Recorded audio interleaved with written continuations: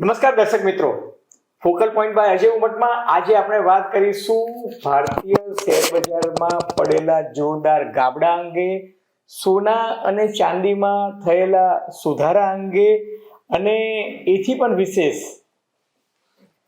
આજે જે પેટર્ન જોવા મળી ફોરેન પોર્ટફોલિયો ઇન્વેસ્ટર અને ફોરેન ઇન્વેસ્ટર્સ એફઆઈઆઈ અને એફપીઆઈ તો ભારતના બજારમાં માલ પછાડી રહ્યા છે, પરંતુ આજે ડોમેસ્ટિક ઇન્સ્ટિટ્યુશનલ કંપનીઝ જે હતી એ લોકોએ પણ ભારતીય શેર બજારમાં લગભગ 600 કરોડ જેટલો માલ પછાડ્યો અને એને કારણે શેર બજારમાં રોકાણકારોના માત્ર એક દિવસમાં 7,55,000 કરોડ રૂપિયા ધોવાઈ ગયા છે.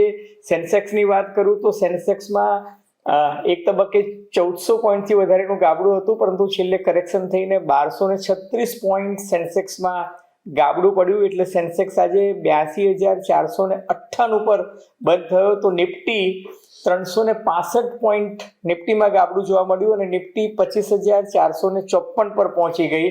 કહેવાનું તાત્પર્ય એ છે કે બોમ્બે સ્ટોક એક્સચેન્જ જે છે એનું માર્કેટ કેપિટલાઇઝેશન જે છે એ ઘટીને 464 લાખ કરોડ થઈ ગયું અને એફઆઈઆઈ જે છે એની સાથોસાથ ડીઆઈઆઈ એટલે કે ડોમેસ્ટિક ઇન્વેસ્ટર્સ છે એ લોકોએ પણ બજારમાં માલ પછાડ્યો અને તમે જુઓ તો સાર્વત્રિક વેચવાલી આજે બજારમાં જોવા મળી. એટલે બેન્કિંગ સેગમેન્ટની વાત કરો કે મેટલની વાત કરો કે ઓટોની વાત કરું કે એફએમસીજી વાત કરો, દરેકે દરેક ક્ષેત્રમાં આજે વેચવાલી જોવા મળતી હતી. એટલું જ નહીં, સેન્સેક્સનું વજન અથવા તો વેઇટેજ જે 30 મુખ્ય શેરોને કારણે હોય છે એ તમામ શેર્સ જે છે એ આજે લાલ જોવા મળતા હતા. એનો અર્થ એ કે ઇન્ડિગો પણ ડાઉન હતું, અલ્ટ્રાટેક પણ ડાઉન હતું, અદાની પોર્ટ પણ ડાઉન, રિલાયન્સ ઇન્ડસ્ટ્રીઝ પણ ડાઉન, એચડીએફસી પણ ડાઉન અને જે એક પેરામીટર ગણાય છે ઇન્ડિયા વિક્સનો અર્થ થાય છે કે માર્કેટની વોલેટાલિટી કેટલી છે. તો માર્કેટની વોલેટાલિટી, ભારતીય શેર બજારની વોલેટાલિટી 10 પોઈન્ટ હતી એ આજે વધીને 13.50 માર્ક સુધી પહોંચી, જે સૂચવે છે કે ભારતના જે રોકાણકારો છે શેર બજારમાં એ લોકો અસમંજસ, અવઢવ, અનિશ્ચિતતા, અસુરક્ષિતતાની ભાવનાથી પીડાઈ રહ્યા છે અને જેને કારણે ભારતીય શેર બજારમાં ભયંકર ઉથલપાથલ જોવા મળી રહી છે. હવે ભારતીય શેર બજારમાં જે ઉથલપાથલ જોવા મળી રહી છે એના મુખ્ય કારણો શું છે?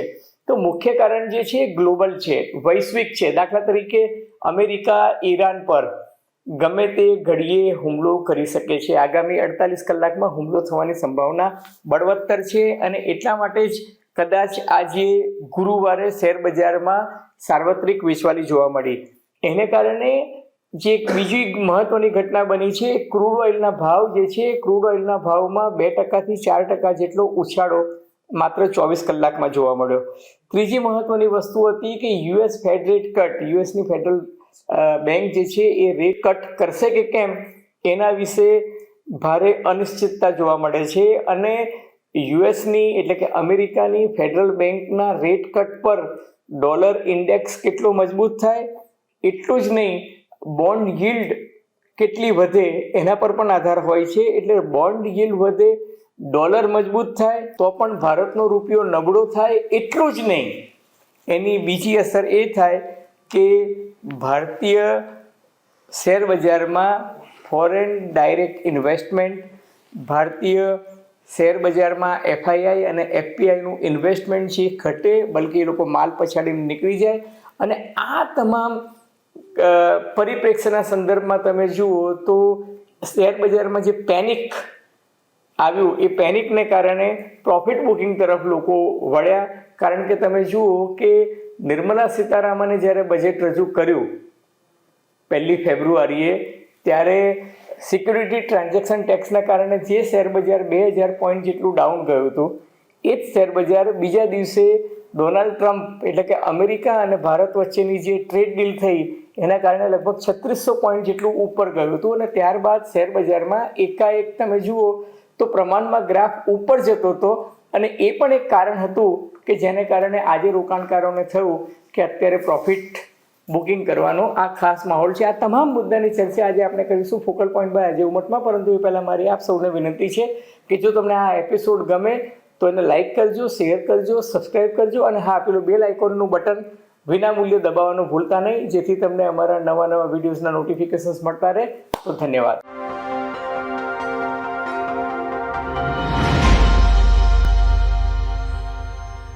તો મિત્રો, ગુરુવારે શેર બજારમાં ભયંકર વેચવાલી જોવા મળી. એનું એક મુખ્ય કારણ મેં તમને કહ્યું કે આ ગ્લોબલ ફેક્ટર્સ તો છે, જીઓ પોલિટિકલ ફેક્ટર્સ છે, પણ તમે જુઓ કે તમામ સેગમેન્ટ, ગત અઠવાડિયે તમે જોયું હશે કે શેર બજારમાં જે ગાબડું પડ્યું હતું એ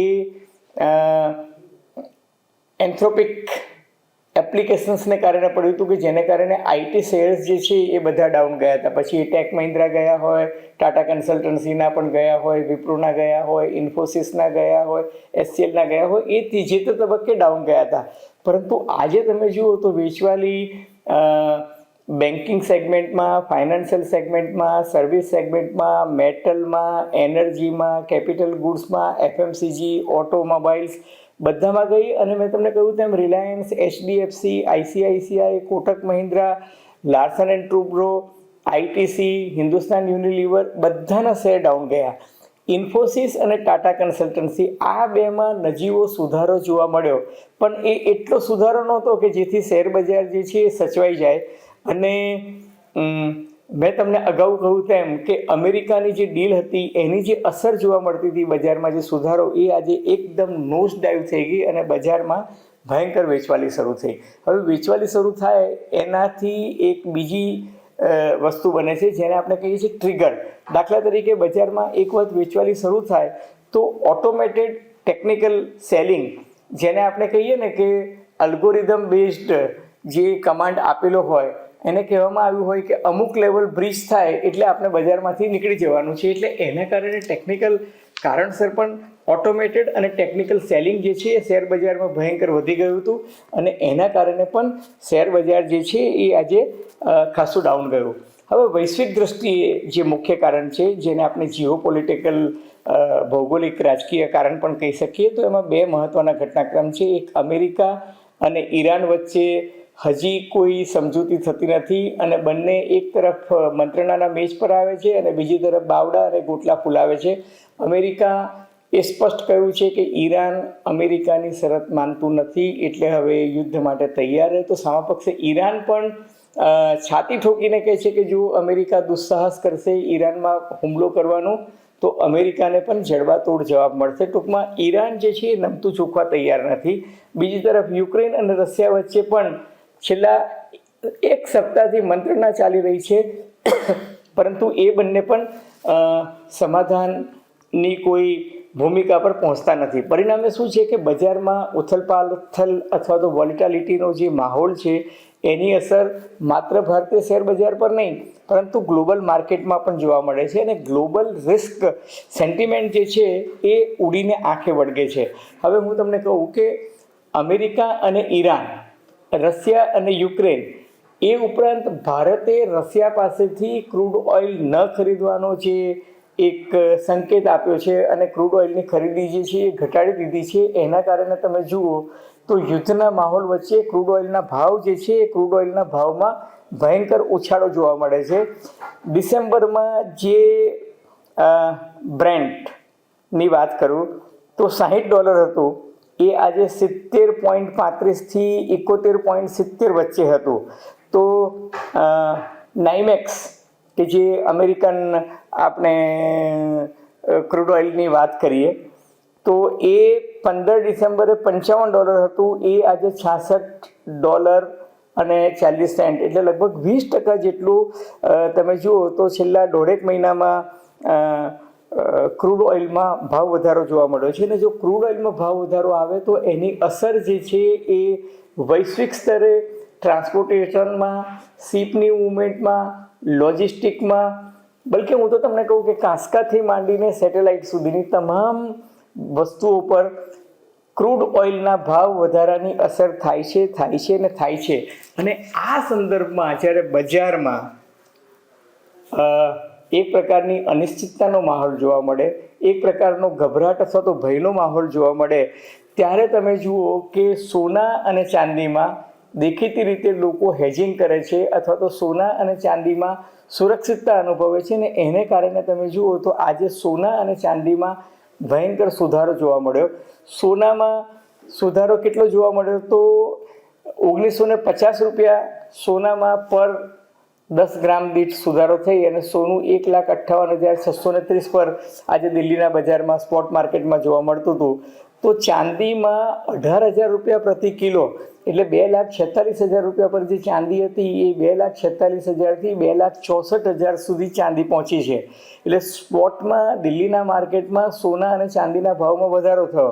પણ ફ્યુચર જે છે એ ફ્યુચર ટ્રેન્ડ હું જોઉં છું તો ફ્યુચરમાં પાછું સોનું જે છે એમાં 0.6% એટલે કે 1,54,819 10 ગ્રામ પ્રતિ 10 ગ્રામનો ભાવ બતાવે તો ચાંદી જે છે એમાં 1.18%નો ઘટાડો એટલે લગભગ 2,41,393 ચાંદી બતાવે છે. એટલે ચાંદીમાં 2,875નો ઘટાડો પણ જોવા મળે છે. ટૂંકમાં એક સંકેત એ પણ છે કે બજારમાં જે અફરાતફરીનો માહોલ છે એ હાલ પૂરતો છે અને કેટલાક તજજ્ઞો માને છે કે બજારમાં આંધળી તેજી આવી શકે છે.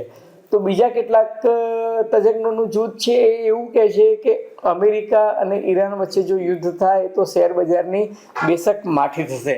પણ આ બધા ઘટનાક્રમ વચ્ચે જે અનિશ્ચિતતાનું અન્ય એક ફેક્ટર છે એ છે કે અમેરિકી ફેડરલ બેંકના ચેરમેન શ્રીમાન પોવેલ જે છે એ ફેડ રેટ કટ કરવાના મૂડમાં હજુ પણ જણાતા નથી. જોકે એની હકાલપટ્ટી કરવાનો નિર્ણય લેવાઈ ગયો છે, એમને નવી ટર્મ નથી મળવાની, પરંતુ મે મહિનામાં નવા ચેરમેન આવે ત્યાં સુધી નિર્ણય શ્રીમાન પોવેલ લેવાના છે. અને પોવેલ એવું કહે છે કે જે ડેટા અત્યારે અમેરિકન ઇકોનોમીના ઉપલબ્ધ છે એમાં ઇકોનોમિક સ્લોડાઉન દેખાતું નથી. એમ્પ્લોયમેન્ટ રેટ જે છે એના ડેટા પણ સુધરેલા છે. જોબલેસનેસ અમેરિકન માર્કેટમાં દેખાતી નથી. એટલે અત્યારે રેટ કટ થાય એવો કોઈ માહોલ દેખાતો નથી. હવે આ બધા પરિપ્રેક્ષ્યમાં ભારતીય રૂપિયો જે નબળો પડ્યો છે, ભારતીય રૂપિયાની સરખામણીમાં અમેરિકન ડોલર સ્ટ્રોંગ થયો છે. એટલું જ નહીં, અમેરિકન બોન્ડ જે છે એનો પણ જેને yieldકહેવાય છે એનું મળતર જે છે એ વધારે છે. અમેરિકન ડોલર આજે 97.83% એટલે ઓલમોસ્ટ 98 એના ડિક્સી જેને કહેવાય છે ડોલર ઇન્ડેક્સ જે છે એ 98 સુધી પહોંચી ગયો છે. અને બીજી બાજુ ભારતીય રૂપિયો જે છે એ નબળો ને નબળો જ દેખાઈ રહ્યો છે. એ સંજોગોમાં FII જે છે એને ભારતીય બજારમાં સ્થિરતા દેખાતી નથી, ભારતીય બજારમાં મળતર દેખાતું નથી, કારણ કે ડોલરમાં ઇન્વેસ્ટ કરે અને રૂપિયામાં જે મળતર મળે એમાં કંઈ ખાસ ફાયદો થતો નથી. અને એટલે જ ભારતીય શેર બજારને જે FIIનો સપોર્ટ મળવો જોઈએ એ ખાસ મળતો દેખાતો નથી. અલબત્ત આગે દેખો હોતા હૈ ક્યા. મિત્રો, તમને ફોકલ પોઈન્ટ બાય અજય ઉમટનો આ એપિસોડ નવગુજરાત સમય અને અમદાવાદ મિરરના સથવારે જો ગમે તો મહેરબાની કરીને એને લાઇક કરજો, શેર કરજો, સબસ્ક્રાઈબ કરજો. અને આપ શું માનો છો નિકટના ભવિષ્યમાં શેર બજારમાં, સોના ચાંદીમાં અને ગ્લોબલ જીઓપોલિટિકલ ફેક્ટર જે છે એમાં શું પરિવર્તન આવશે? તમારી ટીકા ટિપ્પણી, અવલોકનો, અનુમાન અમને ગમશે. ધન્યવાદ, ખૂબ ખૂબ આભાર.